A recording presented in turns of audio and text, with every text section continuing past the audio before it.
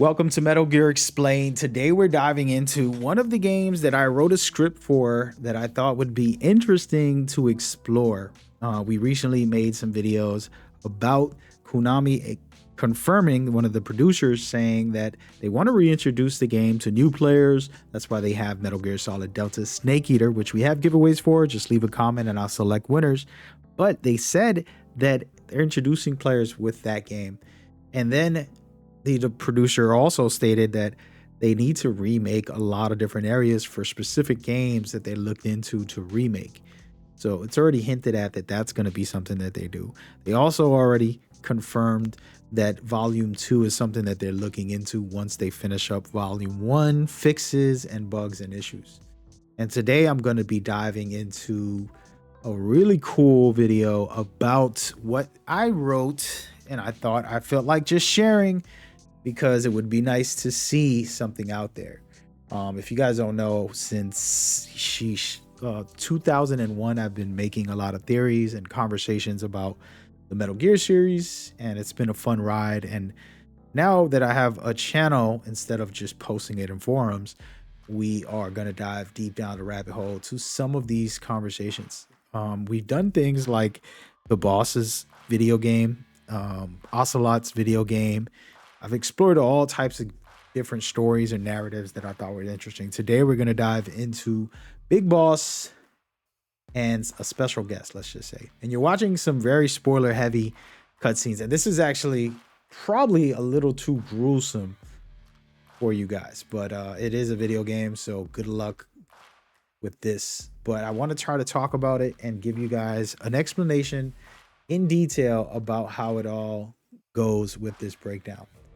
So we're watching what I say is probably one of my favorite scenes, is the psychological effects that our buddy Venom Snake.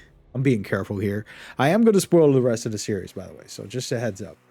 So Venom Snake is kind of reliving everything, and you see himself in this cutscene, which is probably one of the most fascinating cutscenes that I don't think gets talked about enough. And I think it's so good, like really, really good. I just love this whole scene. If you pay attention to it, you'll be amazed by it as well. And so we're gonna let that rerun while I discuss why I'm talking about Venom Snake and Big Boss. Okay, so exploring different games, and today's game is going to be going down a rabbit hole. We wanted Big Boss. We wanted to play as Big Boss. We wanted to experience what happened to him after Peace Walker, aka Ground Zeroes. There was Peace Walker, you built your base, you had an amazing army. It was a really grind of a game. And then in Ground Zeroes, you lose it all. And then you start Phantom Pain, waking up from a 9-month coma. You don't really know who you are, and you're dealing with all this extra stuff. And pause is one of those things that you're dealing with. And you're supposed to be Big Boss. Everybody's calling you Big Boss. You look like Big Boss. But what is really psychologically going on? That is the question. And so it's a really good mind trip to feel the Phantom Pain in real life and in the game. And so I love it. But what I want to kind of talk about is this psychological trip that Venom goes through. And I do believe I would use some of this in the game that I wrote. I would use things like this, the psychological trauma of war that causes people to go into frenzies and panic and become, psychotic at times, or delusional or disconnected, and so many different things. And if you paid attention to this scene and you listen to this is one of the most powerful parts about the Phantom Pain. It's probably my personal favorite aspect when it comes to deeper layers, because Paz was a spy. She was like 26 years old. She was trained her whole life and tortured on how to manipulate her own psychological self, and with being able to endure anything and everything. And she played this role with Snake to the point where it led to her demise, of course, as we saw. But this scene makes you question the whole game. Okay, if people this went over a lot of people's heads. They probably never did this, but basically, after you return all of the photos, you relive the scenario that you just saw, and she is panicking, going crazy out of her mind, and you're basically like, "Hey, calm down, calm down," and that's where you relive it all. But then you realize there was no medical spot, and Paz was not even alive, and you're just hallucinating. And so it changes your perspective of the phantom pain in a deeper way than you can ever imagine. And so for me, the game I wrote was more of a psychological thriller within the Metal Gear experience. So you are going through even deeper layers of what I'm talking about and what you get to understand, which is amazing, because now we have Big Boss going through psychological trauma from his base being attacked and almost dying and being in a coma, as well as Venom Snake barely surviving. Both these guys went through the exact same attack while they were on the helicopter. And this is important to remember because that trauma, and they were put in all of this treatment where they were manipulated, both of them. And so the game I wrote had to do, and then, by the way, you don't know any of this as you play the game, but you're going to be playing as Big Boss as usual. But sometimes you might be Venom, and you'll be doing things and on missions and dealing with the double crossing of Miller and Ocelot, both men working for both Big Boss and working for Venom Snake. And so as you see in this game, The Phantom Pain, if you played it, you would know that they're your support system. But imagine if they were supporting Big Boss at the same time, commentary and discussions with them, and you're out in a lot of missions. And so then you'll play that game after this game released and after the effects of what happens in this game. And it'll be an introduction to how Big Boss and Venom Snake ended up battling against Solid Snake. But a lot happens before that fight. And so understanding that and going down that rabbit hole is important, because the trauma created delusions, which they did hypnosis on you, and they made you think you're somebody else if you're Venom. And then if you're Big Boss, they also try to manipulate you, and you're fighting that, and you're trying to get back to who you really are. And then you're using them to manipulate them to be able to get back to zero and get back revenge. And all of this extra stuff is happening while there's a plot line of terrorists and things that you're dealing with in the story. So it's an interesting plot, and I thought it would be fun and interesting. And by the way, the reason you're watching this pause video is because this never happened. This was an illusion in Snake's head, all of it. And this is why I'm telling you guys, it's so important to think about the Phantom Pain and what is real. And I don't know if you guys ever seen the movie The Joker, but there was so many cool sequences in there that didn't happen, and he was just hallucinating and imagining things in his own head. And it was a great movie in that regard.